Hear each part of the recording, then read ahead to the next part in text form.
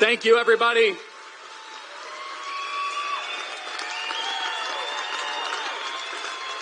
Are we going to win Arizona in November?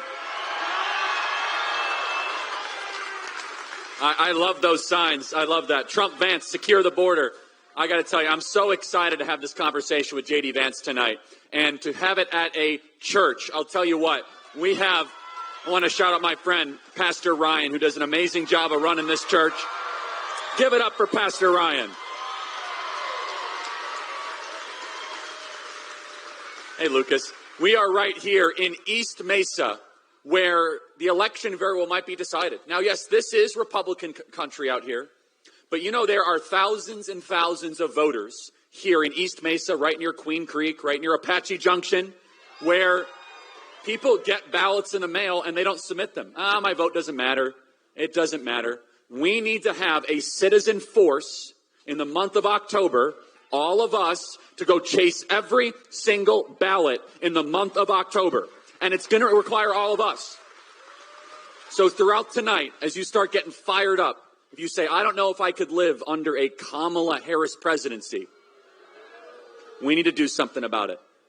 We need to go chase the ballots, get in the streets, download the Turning Point Action app. In fact, if you want to ask Senator Vance a question tonight, you could do so on the Turning Point Action app. So download the Turning Point Action app. I'll have all the questions up here on the iPad. And also on that app, when you're done, you can go chase ballots this weekend. You can go find new voters because ballots go out on October 9th this weekend. This state came down to 10,000 ballots back in 2020. There are nearly 2,000 people here tonight if you count the overflow. If all of us, just here at this event tonight, find 5 new voters, 5, we can have more new ballots than the deficit of 2020. That is the power of this event here tonight. I am honored to introduce a friend of mine, somebody that I have just been so thrilled to see ascend in American politics. His story is uniquely American. Growing up in poverty, difficult circumstances, serving his country honorably and heroically in the United States Marine Corps, building an amazing business, defying all the odds, becoming a U.S. Senator from the great state of Ohio, being an America First champion in Congress, and somebody who I know will bring this vision of a restoration of this country to Washington, D.C. to be a fighter for us all and will be a loyal and courageous and bold partner with Donald Trump to make America great again. Join me in welcoming the next Vice President of the United States, J.D. Vance.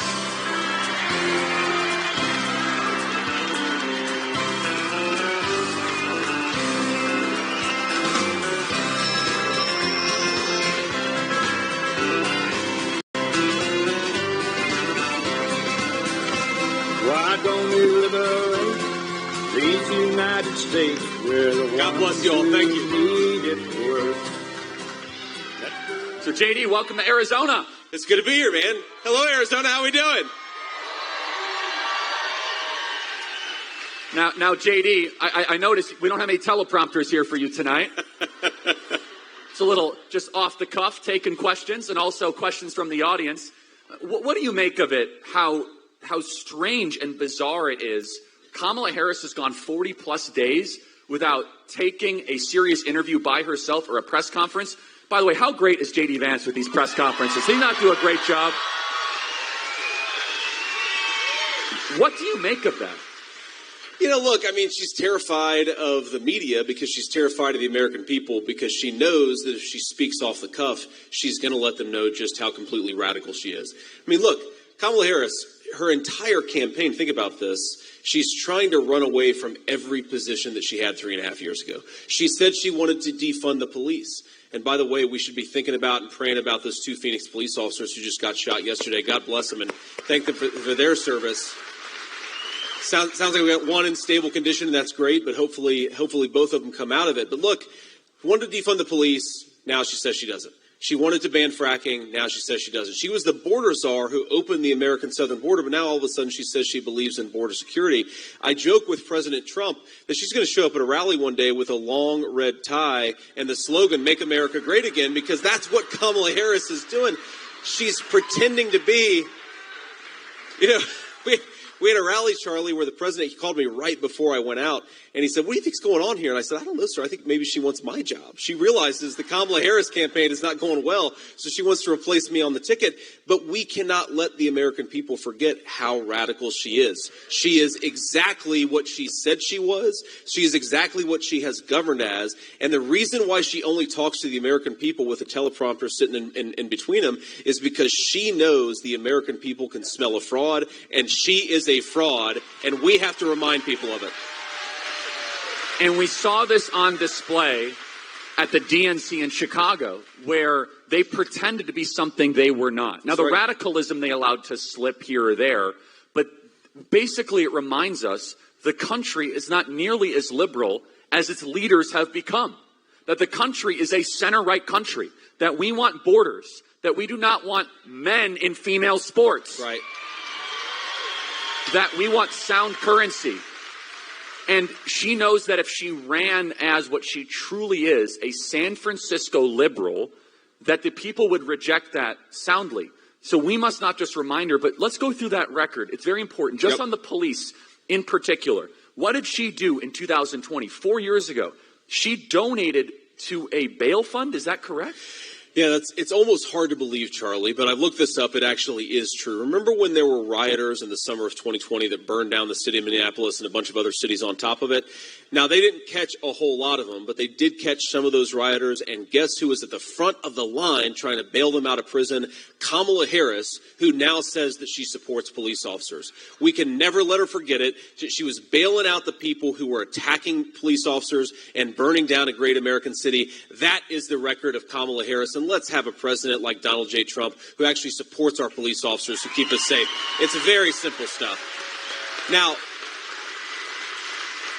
but it actually gets worse, Charlie, because Kamala Harris, she likes to say that she was a tough-on-crime prosecutor. Her record as prosecutor is that she turned San Francisco into the high-crime problem that it is today. San Francisco, by the way, one of the most beautiful cities in the country before Kamala Harris got a hold of it. And after she let the drug cartels, the drug dealers, and everybody else take hold of San Francisco, you're now at a situation in San Francisco where if you call the police, unless you're getting actively assaulted, they will say sometimes, call us back in a couple of hours. They're so overwhelmed, and that is the record of Kamala Harris. So we can't, again, Charlie, this is so important, we can't let people forget exactly who she is.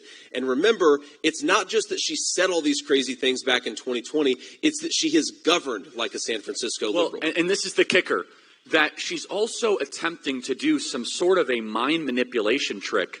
She's the current vice president of the United States, right, everybody? She's in office right now.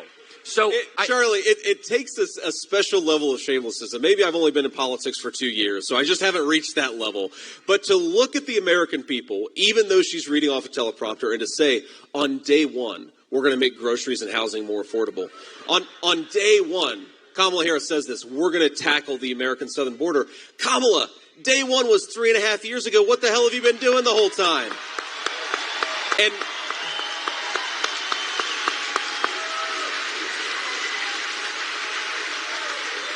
And you'll have to forgive me.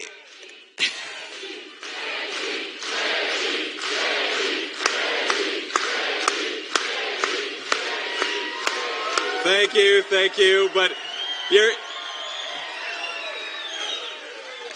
all the pastors in the room would have to forgive me because I do sometimes talk like my mamaw.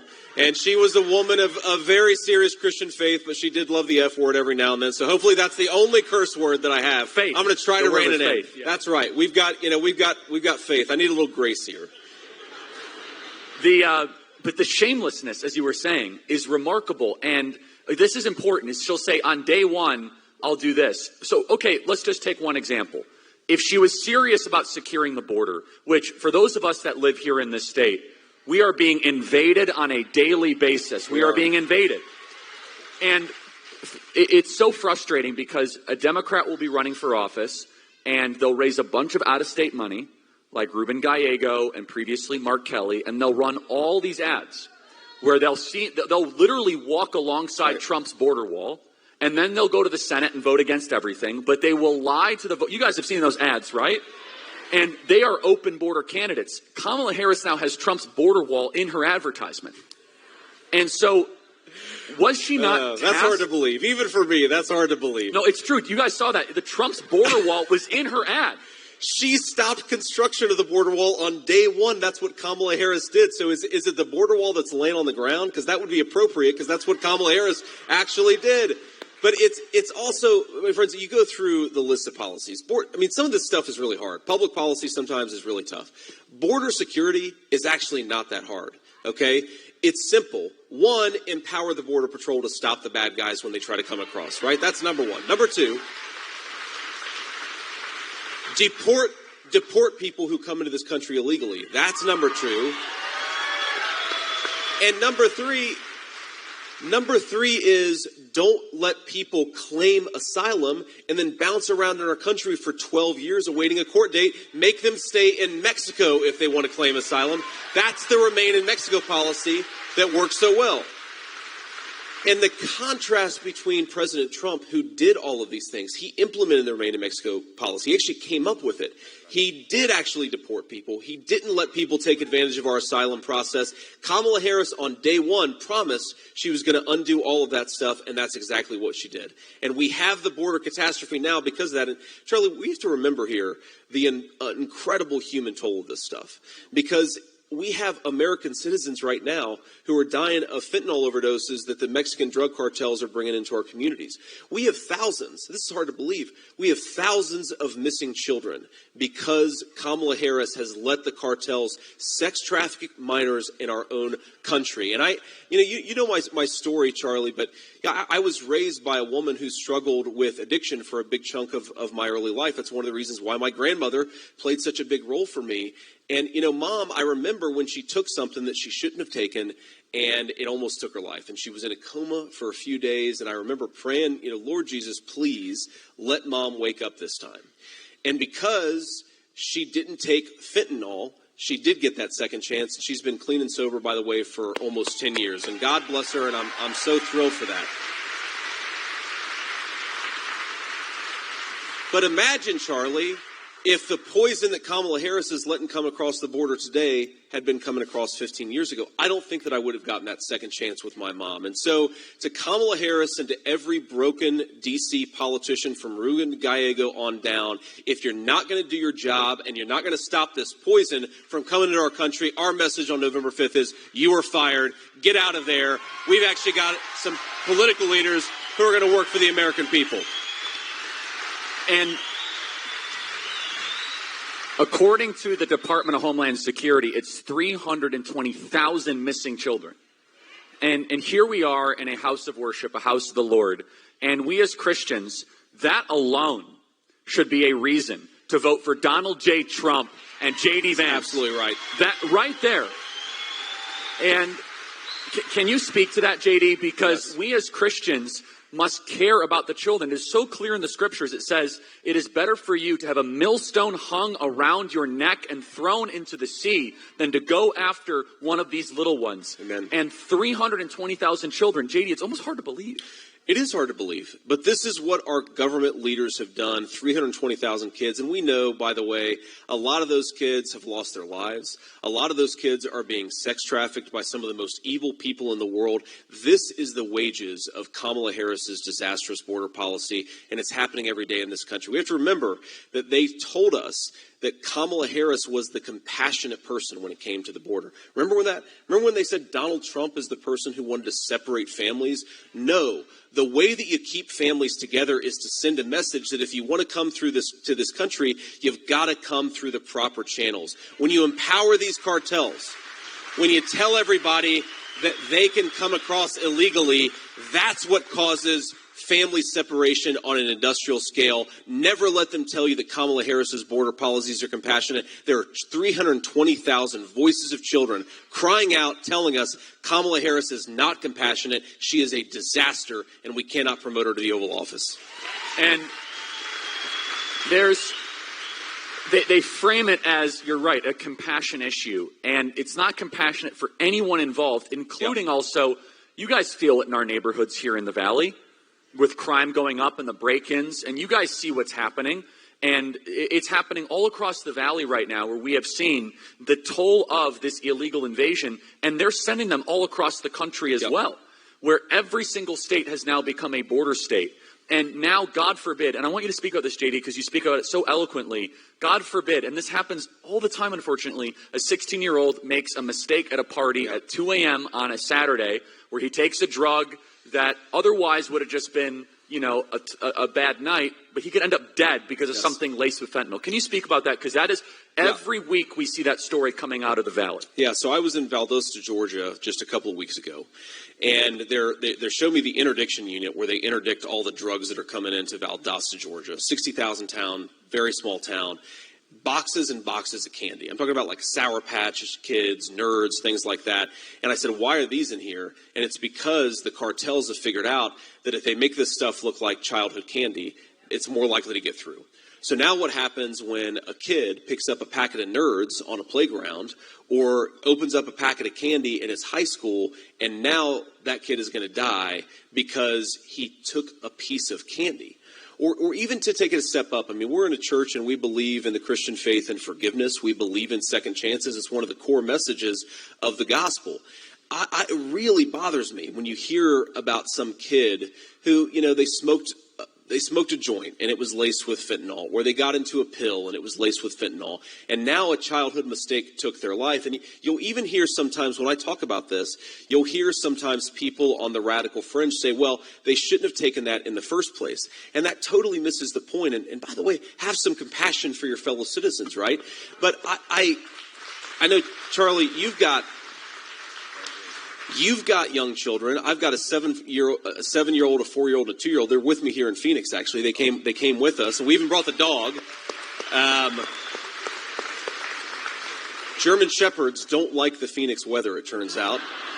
But I think I want my kids to grow up in a country where our neighborhoods are safe enough they can make a mistake without it taking their life. And I want them to be able to deal with their childhood mistakes and with their problems and with their sins at church instead of having it destroy them. And that is what Kamala Harris has done. She's taken safety away from our kids. She's taken second chances away from our families. And from a policy perspective, this is a decision. This is not happening to us.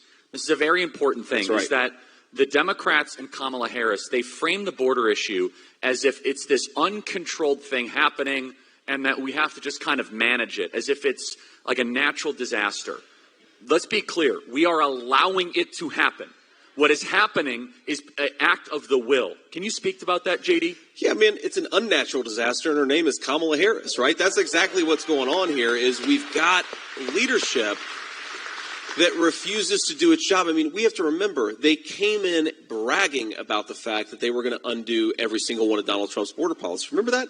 Remember 3.5 years ago when Kamala Harris didn't pretend to be a border hawk? She pretended to be what she is, an open borders radical, and they said, we're going to do this on day one. We're going to suspend deportations. We're going to end the Remain in Mexico policy. They did every single thing that they promised that they were going to do, and now they're trying to run from the consequences. And the way that they get away with this is so important, Charlie. The way that Kamala Harris gets away with this massive, dishonest operation is for us to not get out and vote and penalize these people. When our politicians lie to us, we have a response and we have an ability to push back.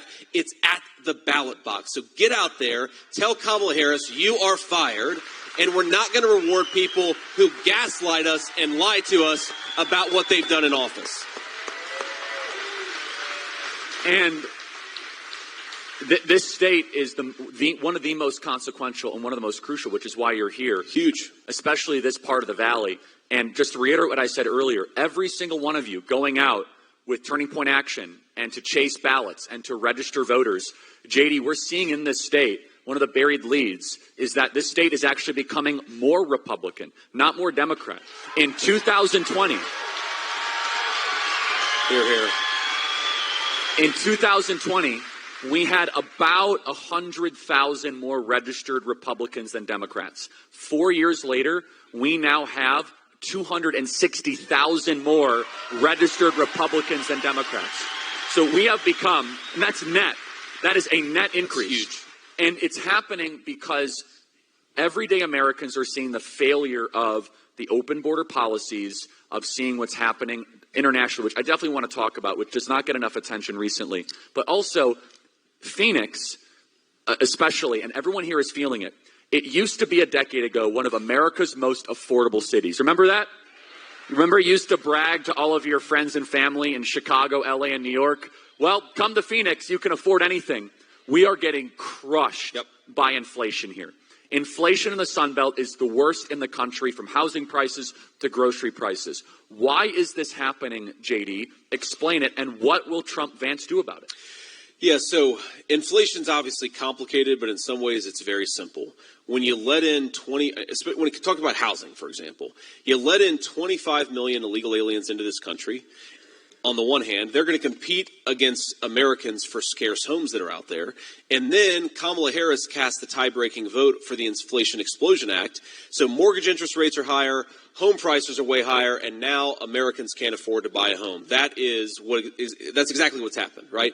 You bring in too many people, you have them compete against Americans, and then you drive mortgage interest rates through the roof. That's exactly what Kamala Harris has done. Now, she's also, of course, gone to war against American energy. And energy goes into everything, right? You want to manufacture anything, you need energy. Our farmers want to transport food to the grocery store. They got to do it on trucks. The trucks require energy. So when you raise the cost of energy, then you raise the cost of everything else. Kamala Harris would rather us buy oil and gas from tin-pot dictators all over the world. I think we ought to buy energy from American workers and from American territory, and that'll create a... And Charlie, that'll create a lot of jobs, man, but it'll also drive down the cost of everything. I mean, we have to remember, 30 years ago, and I hear this from Democrats, I hear this from independents, I will hear people say, 30 years ago, our parents, just working a normal American middle-class job, could afford to buy a home. And they could afford to send their kids to a school where they were going to get an education and not an indoctrination. And even if you weren't rich, you could trust that your kids were going to walk down the street in safe neighborhoods. We have taken all of that away, except for the very rich and privileged people in this country, because they can afford private security, and they can afford to send their kids to school wherever they want to, and they can afford when Kamala Harris raises the price of energy by 50%. You know who can't afford it? The gross majority of American citizens. And we cannot forget that when these guys say that they stand for the common man or they stand for working people, you know who stood for working people and his policies backed it up? Donald J. Trump for 4 whole years. And when Donald Trump was president, one of the least reported economic miracles was the blue-collar boom. Amazing. Where those that worked with their hands, the muscular class, and I see some of you guys out here, the plumbers, electricians, the welders, those of you that shower before work and after work, those of you that are talked down to by your leaders because you don't have a college degree. By the way, I'm right there with you. I didn't go to college either, by the way. You guys are building the country with your hands, and you're increasingly joining the Republican Party because our values are together. But the muscular class of this country saw their wages go up quicker than even high-income earners. That's what happened when Donald Trump was president. There was a miraculous blue-collar boom. And this is why, JD, everyday voters, they might say, oh, I don't know how I feel about Trump, but my life was better when Trump was president. My life, we were richer. Our communities were safer. We had a border. That alone should decide the election. Can you talk about how blue-collar America, the communities that you represent in Ohio, especially, because that is really the blue-collar center of this country, they were flourishing under Donald Trump? Yes, they were. And I think it's useful to go back a little bit because we have to remember, and I say it was bipartisan, Charlie. For 30 years in this country, you had Republicans and Democrats united around a very stupid principle that America didn't need to make its own stuff. So who makes 95% of our ibuprofen? The Chinese. Who makes the antibiotics that we put into the bodies of our children? The Chinese. Who makes even some of the weapons that our troops need to fight with? The Chinese. Donald Trump, for the first time in 30 years, said, this is idiotic. We need to make more in America with American workers and for American people. Now, That was a national security imperative, right? Building thousands of American factories. That happened under Donald Trump. Like you say, take-home pay, especially for blue-collar workers, skyrocketed under Donald Trump's administration. So it was a national security imperative, but it also meant that a lot of people were better off. And I just want something very simple, and I know Donald Trump wants something very simple. If you work hard and play by the rules, you ought to be able to afford a home and a nice life for your family. It's very simple. This is not like crazy, you got to save the world and fix every problem. We just want Americans to be able to live a decent life in the country their parents and grandparents built. It's not so much to ask. We just got to fire our broken leadership and get somebody who knows what they're doing back in the White House. Amen. Let's emphasize one of those points. We have a serious housing shortage. You mentioned the illegal issue here of we're competing against foreigners for homes. By the way, what a violation of the social contract that your 25-year-old son, who's an American citizen, gets married, wants to have a beautiful family in Gilbert, and has to go compete against a foreigner for a home? We should not put up with that, okay? No, we shouldn't. Our homes should be prioritized for Americans first above foreigners, period. And so, can you speak to that, JD? Absolutely. Look, Charlie, you put it so well. This is disgraceful. Kamala Harris's entire policy is to import millions and millions of people into this country who violate our laws and then give them benefits that should go to American citizens. We could go down the line. She wants to give them homes that ought by rights to go to American citizens. She wants to give them Medicare. She said this. She wants to give illegal aliens Medicare, which would bankrupt that program and throw millions of American citizens into poverty. She wants to give them Social Security after American citizens paid into it for 30, 40 years. Kamala Harris wants to give the American dream to people who shouldn't even be here. Donald J. Trump wants to protect the American dream for people who ought to be here, who deserve to be here, and who have fought for this country their whole lives. Which is a perfect segue to her running mate. Are you guys big Tim Walz fans here? Neither am I. By the way, I know what you're thinking. Are you not excited to see J.D. Vance debate Tim Walz? Is that not going to be one of the best things ever?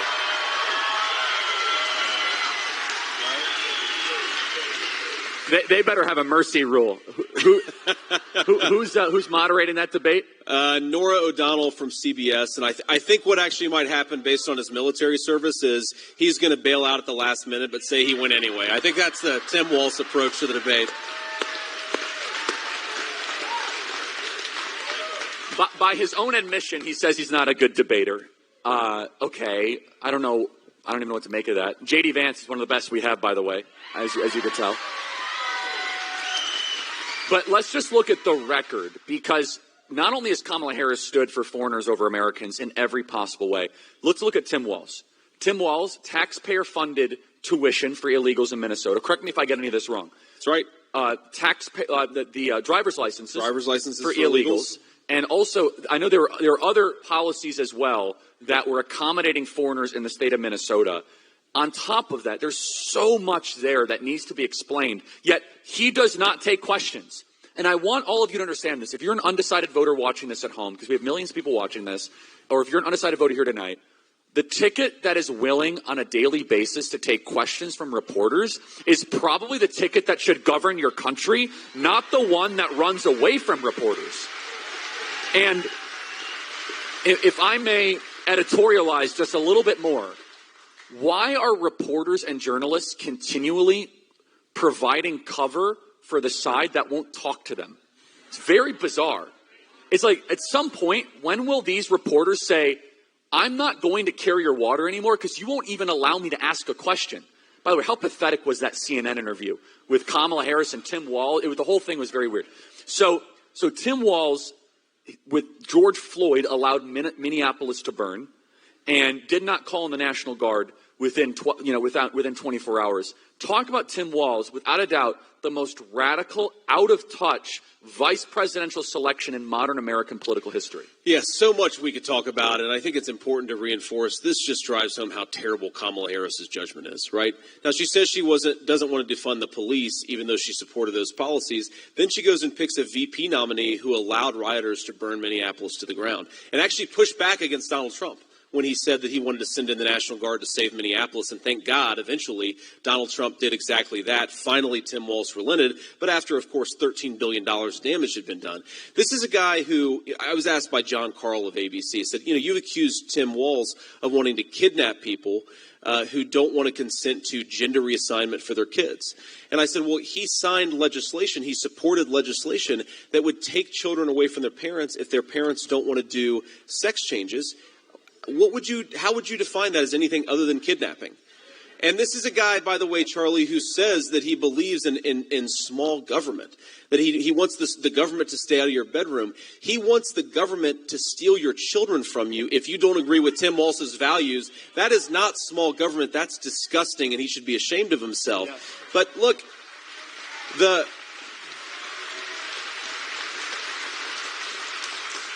most fundamental issue, and we're going to keep on going back to it, Charlie, is you cannot stand for working people. He says that he's a union guy, that he supports union people, that he supports working people. You can't stand for working people if you're trying to import millions of illegal aliens to steal their jobs. There is no way that you can square that circle. The biggest threat to American workers in this country, the biggest threat to Americans being able to afford a home is when Kamala Harris has let 25 million illegal aliens just set up shop in this country. So Tim Walz doesn't stand for workers. He stands for the Democrat Party donors, and that's exactly who's going to serve as vice president. We're going to serve the people. That's who Donald J. Trump and I believe we ought to serve and we ought to fight for. So let's expand on one of those points, which I think is very important. And so Tim Walz signed a piece of legislation. And by the way, Washington, Oregon, and California have very similar laws. And these are called trans sanctuary state laws, where effectively it is medical kidnapping, where if you have a 14-year-old son or daughter that declares that they are a boy when they are biologically a girl, or vice versa, that the state has the ability to take possession and custody of your minor if you, as the parent, do not affirm the new gender that they might have learned at school or on TikTok. Is that correct, JD? That's exactly right. And that's kidnapping, Charlie. That is legalized kidnapping. And if you're a Christian or just a person of conscience in this country, you ought to be telling the person who wants to do that, no way. We are not letting you anywhere near the halls of power. And that's what we have an opportunity to do. But it is so sick. I mean, think about this. Look, Charlie, I have an incredible amount of sympathy and compassion for some of these kids. I mean, adolescence is confusing for almost every teenager, right? Every teenager goes through this or that thing. They go through an awkward phase. They maybe go through a goth phase. That was big when I was a kid in the 90s. Look, kids go through this stuff. But now we have social media going and telling them that, hey, it's not just growing up or it's not just growing pains. You are in the wrong body. And you need to go mutilate yourself to feel like a whole person again. That's a terribly scary thing for a young teenager to go through. Tim Walz wants to take those kids away from their parents. I think we ought to encourage the parents to make those kids safe and to help them deal with whatever they're dealing with, not steal them away from the people who love them the most. It's sick, but it's not just sick, Charlie. It reveals an entire value set. You ask yourself, how could you be the governor of a state? Every protective instinct that I have as a father is if I'm in a position of leadership, I'm going to fight back against the people who are trying to burn down my city. Or I've got 3 little kids. I'm going to fight back against the people who are trying to take my children away from me because they got a weird idea in their head from social media. Or I'm going to fight back against the people who are stealing the jobs of American workers or making it unaffordable for young Americans to buy a home. Tim Walz, every single time he gets an opportunity, he fights for the people who are harming American citizens. We need a president who's going to fight for American citizens. We just don't have that right now in this country. Amen. And just to expand on that, think about it. A kid goes through a phase, and now is able to irreversibly damage him or herself without parental consent. There's a reason why you're not allowed to get a tattoo till you're 18 years old. Right? Because you might do something that you might regret. And yet now we call that gender-affirming care. Only President Trump and J.D. Vance stand for the children of this country against that horror that is happening to our children. That's right. So, expanding on that, J.D., I see some of these signs out here, which is one of the 20 planks of the new Republican platform, which is no men in women's sports. It says it right there. Right there.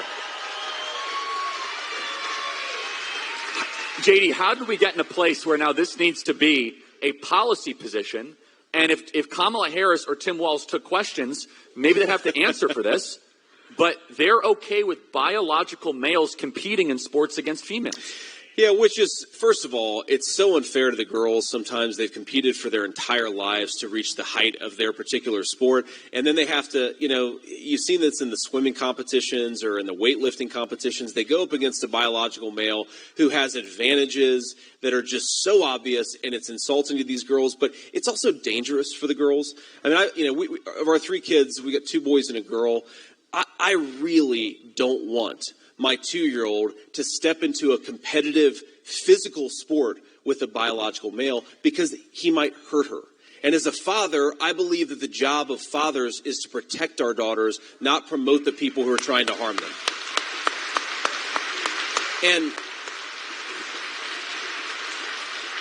And again, it just drives home how warped this value system is, right? Americans want very common sense things. They want their children to be able to afford to buy a home. They want good schools. They want safe streets. They want a closed border. Why are Kamala Harris and Tim Walz focused on forcing biological males to compete against our girls in sports?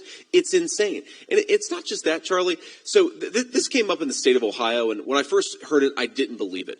That the Harris administration was threatening local school districts. If they didn't go along with all of the gender and transgender craziness, they were going to take away free and reduced school lunch funding. That was the weapon. That was the weapon that they were using. If you want your free and reduced lunch funding, then you need to do what we want you to do on the transgender stuff. What kind of a human being would be willing to take food out of the mouths of poor children because the local school district doesn't buy into Kamala Harris's values? That is really sick, and we don't need to be led by people like that. We need to be led by people who support American values, who, when a local school district says, we don't want Kamala Harris's values in our school district, let's make it easier for them to live their values and easier for them to protect their children, not steal money from poor kids because we want to force something down their throat. I love it. I want to get to some of our audience questions as well. You guys can ask a question on the Turning Point Action app. If you have a question for J.D. Vance, I'll get them right here. Really quick, there was some breaking news earlier today. Big endorsement. Liz Cheney endorsed Kamala Harris. Oh, no. And it's so interesting, isn't it, that every failed warmonger in the established D.C., let's just say, machine is behind Kamala Harris, that the peacemakers are behind Trump and Vance. Blessed are the peacemakers, is what the scriptures say. Your thoughts, JD? Well, maybe the best thing, not the very best thing, but a very good thing that I could say about the next presidency of Donald J. Trump is that he's going to make sure that people like Liz Cheney are laughed out of the Oval Office instead of rewarded, because this is a person whose entire career has been about sending other people's children off to fight and die for her military conflicts and her ridiculous ideas that somehow we were going to turn Afghanistan, a country that doesn't even have running water in a lot of places, into a thriving liberal democracy. And for that, Liz Cheney was willing to kill thousands of your children. Liz Cheney, you know what? I think it's the best thing in the world that she's supporting Kamala Harris. You are right. Blessed are the peacemakers. Kamala Harris and Liz Cheney make very, very interesting partners. They get rich when America's sons and daughters go off to die. They get rich when America loses wars instead of winning wars. And they get rich when America gets weaker in the world. We want American strength, American security, and most importantly, peace. Let's bring peace back to the world. And Donald Trump is the candidate to do it. I want to emphasize foreign policy here. We have a question here from John, who's using the Turning Point Action app to ask the question. He says, I am disgusted by the anti-Semitism I'm seeing on campuses. President Trump was the best president in my lifetime for Israel, which I know is a big issue for a lot of us here. I am disappointed with Kamala Harris embracing the anti-Semitism. Talk about that, J.D. Vance. That's essentially the question here. Yeah, a couple of different things. First of all, I'm asked all the time, how do you stop the crazy stuff that's going on college campuses or sometimes even on America's city streets? It's really simple. Enforce the law, right? I mean, you've got a First Amendment right to say whatever you want, even if I think that it's crazy. You know what you don't have a First Amendment right to do is harass your fellow students and prevent them from going to class. You know what you don't have the First Amendment right to do? To set up tent encampments all across America's cities, turn them into garbage dumps. Let's tear those things down and get the people in those places back to work. And one of the things I love about President Trump's Israel policy, about his foreign policy, period, is that he's not just tough, he's smart. And you hear Republicans, we talk a lot about this, rightfully so. Donald Trump was tough. The world feared him. That was definitely true. You know what else Donald Trump was? He was smart. He conducted American diplomacy, and he recognized that when America uses diplomacy, we sometimes get a lot more out of it than if we go and just send a bunch of Marines into a place that they shouldn't be to begin with. And let me give you an example. So, the Abraham Accords. Doesn't get enough credit for it. A huge deal for Israel, a huge deal for the United States of America. Here's what President Trump is saying. Allow Israel to create regional alliances with all the Arab states in that region of the world. They can serve as a counterbalance to Iran. Peace, alliances, not sending Americans off to fight in a stupid war, but preventing the stupid war from ever happening to begin with. That's the Donald J. Trump approach. And man, it worked. So if you want to empower Israel and you want to allow America to focus on China, allow the Israelis to focus on Iran, right? Let them finish this war. Let them get it over as quickly as possible. Destroy Hamas as a fighting force, and then they can figure out what to do from there. America has got to make it easier for our allies to finish this war. Kamala Harris wants to prolong it. Doesn't make an ounce of sense. I love that. Here's a question from Hayden. With rising costs on everything, daycare is very expensive. Yep. We pay $725 a month for it, and that's the lowest we've found in this area. What can we do about lowering the cost of daycare? Hayden, obviously a working family, and it's very hard for working families to get by. How will we lower the cost of daycare? Such an important question, Charlie. And I think one of the things that we can do is make it easier for family models to choose, or for families to choose whatever model they want, right? So one of the ways that you might be able to relieve a little bit of pressure on people who are paying so much for daycare is make it so that maybe like grandma or grandpa wants to help out a little bit more. Or maybe there's an aunt or uncle that wants to help out a little bit more. If that happens, you relieve some of the pressure on all the resources that we're spending in daycare. Now, you talk about just daycare. Let's say you don't have somebody who can provide that extra set of hands. What we've got to do is actually empower people to get trained in the skills that they need for the 21st century. We've got a lot of people who love kids, who would love to take care of kids, but they can't, either because they don't have access to the education that they need, or maybe more importantly, because the state government says you're not allowed to take care of children unless you have some ridiculous certification that has nothing to do with taking care of kids. So empower people to get the skills they need. Don't force every early child care specialist to go and get a 6-year college degree where they've got a whole lot of debt and Americans are much poorer because they're paying out the wazoo for daycare. Empower working families, empower people who want to do these things for a living, and that's what we got to do. All right, we have two more questions here. This one here, I really want to see. This is from Howard. I really want to see Donald Trump and you be successful. What can I do materially in the grassroots to make a difference? another great question, and I'll answer it with something that a Senate colleague of mine, another great conservative, would say when he was out campaigning for me in the state of Ohio in 2022. He would say, "I want you to go out, and I want every single person in this room to vote 10 times." And because it's a Republican audience, people sort of shifted uneasily in their seats. And we are in Maricopa County, though, Charlie. So, but people said, look, we're Republicans. We don't vote 10 times. We just vote once. Well, here's the way that you can vote 10 times legally. You take yourself, 9 of your friends and family, and make sure they get to the polls on or before Election Day. That is the way that Republicans vote 10 times. And you said it exactly right. If just the people in this room got 5 of their friends to go and cast ballots, that would be the winning margin in 2020.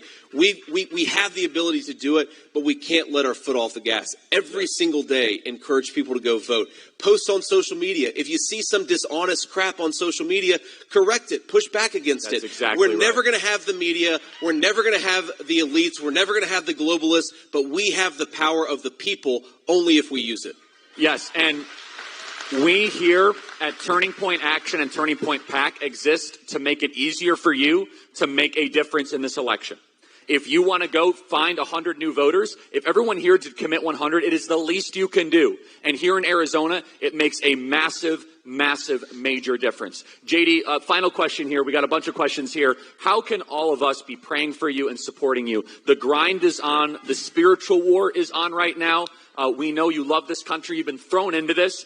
Just so everyone knows, JD Vance did not know he was going to be the VP selection truly until literally when it happened, right? That's basically right. Yeah. Monday afternoon, about an hour before. Yeah, so an hour before. The president called me, yeah. Yeah. And so he's just been thrown into this, and I think he's been doing such a great job. And I just want to encourage him, right? Such a great job.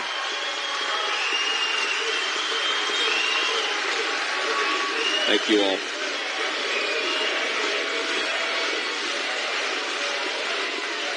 Well, let me give 3 answers to that question, Charlie. So first of all, and some of the kind pastors that we met with earlier, thank you guys, and thanks for hosting us in this beautiful church. But they asked me this question, and I'll give a 3-part answer just like I gave to them. Number 1, the thing I most need is courage and wisdom. Wisdom to know the path and courage to walk the path. So if you can pray for that for me, I would appreciate it. We're out there doing... we're trying to do the Lord's work every day. We're trying to persuade people. I need courage and wisdom. That's what I most need. For my wife, I'd ask, this is the second part. For my wife, I'd ask you all just to pray for strength and patience for my wife. She is an unbelievable person. I don't know if you saw her at the RNC. She did a great job. I told my team, never make me follow my wife again because, you want to follow somebody who's worse than you, not better than you. And she just did such a good job, and I was so proud of her. But she needs strength. Look, she's not a political person. She doesn't like politics. She said before I got involved, she said, well, I think politics, pretty much everybody's a scumbag. And, well, honey, you're right. All but like 5 people. But I think she's been such a trooper about this, and she's been going out and doing her interviews. Please pray for strength and for courage for my wife. And the final thing is just pray for my kids that they're as insulated from this as possible because they're so sweet. I think all of you know, we've all seen kids at different phases, but we have a 7-year-old, a 4-year-old, and a 2-year-old. They're such beautiful, happy kids, and I just want them to stay that way. I don't want politics to change who they are, and so just pray that they can be as insulated as possible from this. And most of all, just pray for our country. I mean, one of the things, Charlie, I think that we have to do, or I should say I have to do a better job at, as the guy running to be your next vice president is, yes, there's a lot that is wrong with our current leadership. The border's wide open. We have a disastrous inflationary set of things going on that make it hard for people to afford a good life. But we still have, and I have learned this very personally the last 6 weeks, flying around the country, driving around the country, we have the best country on the face of the earth. We have...